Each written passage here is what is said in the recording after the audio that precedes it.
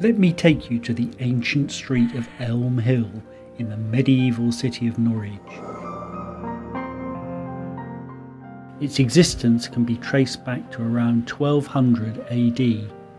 Most of the buildings you see today were built after 1507, when a disastrous fire rampaged through the streets of Norwich, destroying over 700 houses. My story takes place in a later period. It began in the year 1863. I will introduce you to Father Ignatius, an Anglican Benedictine monk, preacher and mystic. In 1863, Father Ignatius established a monastery on Elm Hill. Dark rumours began to circulate about the creepy, zealous Father Ignatius and his strange, eclectic group of monks living in the large rundown hovel at 16 Elm Hill. There were scandalous stories circulating about the goings-on behind those walls.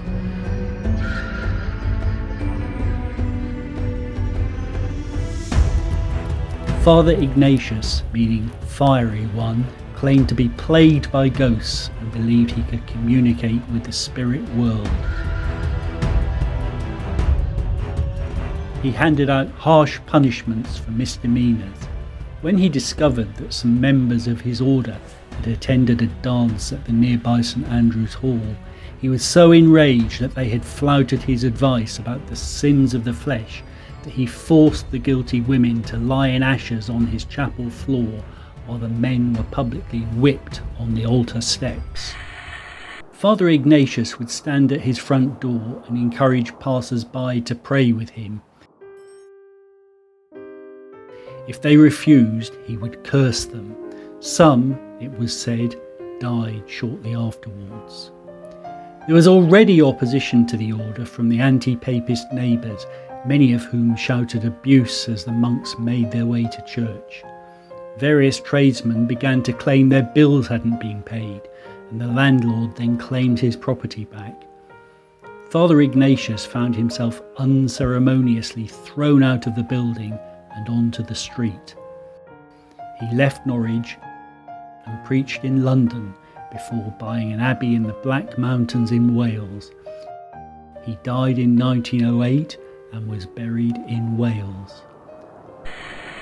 But that is not the end of my story. It is said his spirit could not rest in eternal peace.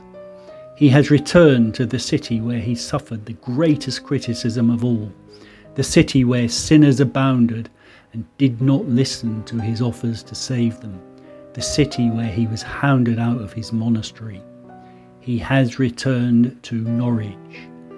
It is said that his ghost can be seen walking along Elm Hill, carrying a large black Bible and stopping to angrily curse those who pass him with eternal damnation. Visitors can still see the original 16th century door marked with a blue plaque where Father Ignatius founded his monastery. But don't linger too long on a dark night, or you may find yourself damned for eternity by the ghost of Father Ignatius.